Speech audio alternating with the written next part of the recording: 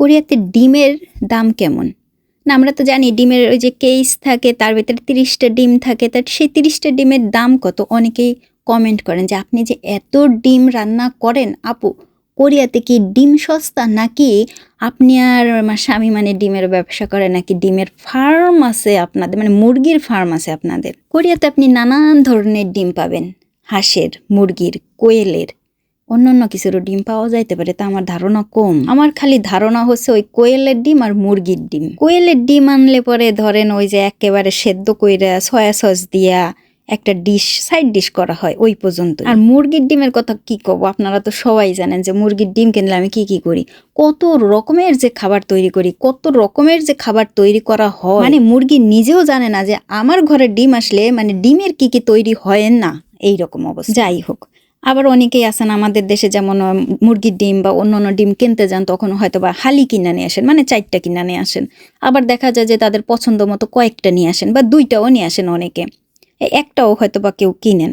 তো কোরিয়াতে না ওইরকম 1টা 2টা 4টা এরকম বিক্রি করে না, কেস থাকে হয় 10টা হয় 30টা, মানে এইরকম কেস থেকে আপনার পছন্দ মতো আপনি কিনে নিয়ে আসবেন। আর দাম যে কি বলবো, এক একটা ডিমের এক এক রকম দাম।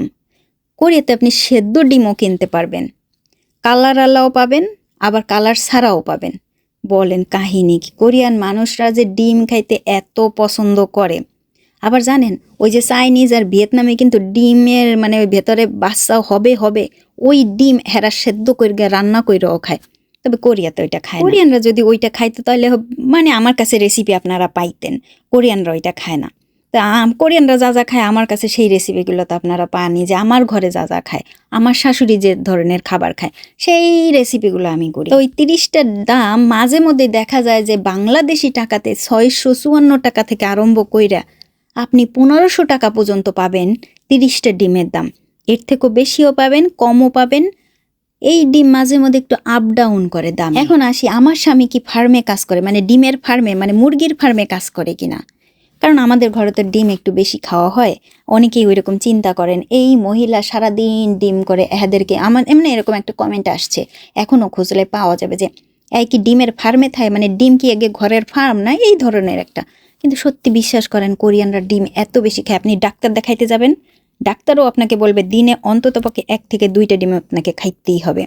অনেকেই আছেন সেদ্ধ করে ডিম রাখলে একসাথে জায়গায় 5-6টা খায় ফেলান। মানে ডিম যে এত পছন্দ, ডিম যে ফ্রাই করে রাখলে, ধরেন আমাদের দেশে তো যে ডিম ভাজা, পেঁয়াজ, শুকনা মরিচ বা কাঁচা মরিচ দিয়ে লবণ দিয়ে ভাজা, কি যে ভালো লাগে, গরম ভাতে একটা ডিম দিলেই কিন্তু 1 প্লেট ভাত খাওয়া যায়। কিন্তু কোরিয়ানরা কি করে জানেন, ওই যে ডিম রোল করবে, রোল করে ডিম কতগুলো খাই ফেলবে। এখন অনেকেই কমেন্ট করবেন বা অনেকেই চিন্তা করতেছেন, আপা আপনার কয়টা ডিম লাগে তা তো বললেন না। না, আমাদের ডিম একটু বেশিই লাগে। তা আমাদের ডিম মাসে ওই ধরেন 2বার 3বার কিনতে হয়, ওই যে 30টার করে যদি করে কেস থাকে বুঝছেন। আবার মাঝে মধ্যে দেখা যায় একটা কেস কিনলেও হয়ে যায়। তা আজকে আমি যে শাকটা রান্না করলাম, এই শাকটা নিয়ে অনেকেই চিন্তা করতেছেন, আমিও চিন্তা করতেছি এটা কি লাউ শাক নাকি কুমড়া শাক, মানে কি শাক।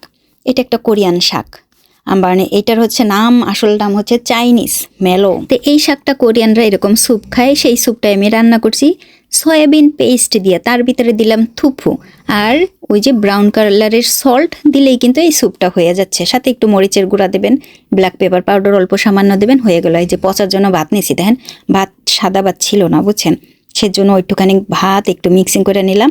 আর ওই শাক খাবে না যেহেতু, সেজন্য আমি করছি কি শুধুমাত্র একটু থুফু আর ওই যে সয়াবিনের পেস্ট দিয়ে তৈরি করা যে স্যুপের পানিটা ওইটা নিছি।